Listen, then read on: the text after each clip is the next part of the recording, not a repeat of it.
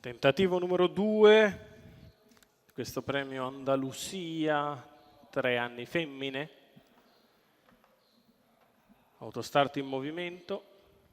1 Iside di Casei, 2 Inca dei Daltri, 3 Isabel di Casei, 4 Irma la Dolce Treb, 5 Yvonne Horse, 6 Idromica Cub, 7 Imea T, 8 Ibiza Jet, 9 Sea Blue Griff, 10 Isabella Glory.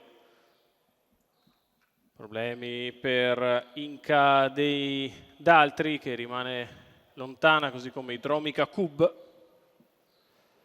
Sono partiti con veloce Isabel di Casei che prende la testa, alle sue spalle Yvonne Horse, parte bene dalla seconda fila Sea Blue Griff che taglia fuori Irma la Dolce Treb, si imbocca la prima curva con al comando Isabel di Casei nei confronti di Yvonne Horse che punta in avanti dopo 200 metri in 15,2. Numero 4 Irma la Dolce Treb squalificato su Isabel di Casei. Terza posizione per i Sea Blue Griff che a sua volta viene con decisione, 400 iniziali in 31 e Yvonne Horse replica la presenza esterna di i Sea Blue Griff accelerando.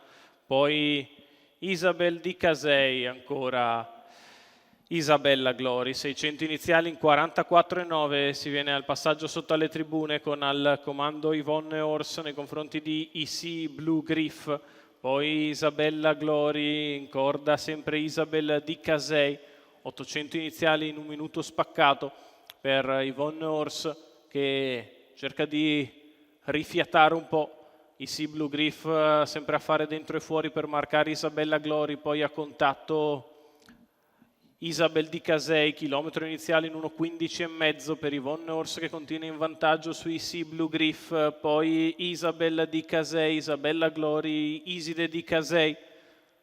Allunga la battistrada sulla retta opposta alle tribune, si scrolla di dosso tutte le avversarie tranne i Sea Blue Griff che continua a filarla, 14,4 di là, 1,29,9, 1.200 di gara. Yvonne Horse in vantaggio nei confronti di i Sea Blue Griff all'ingresso dell'addirittura d'arrivo. Yvonne Horse ha cambiato decisamente marcia, Yvonne Horse largheggia e si stacca nettamente dai Sea Blue Griff nel finale. Yvonne Horse vince a tirare indietro, i Sea Blue Griff è seconda. Al terzo posto finisce Isabel di Casei, addirittura 1,13,8, 28,6 la chiusa. Privata dei tappi estraibili è partita come una palla di cannone Yvonne Horse che ha fatto gran misura.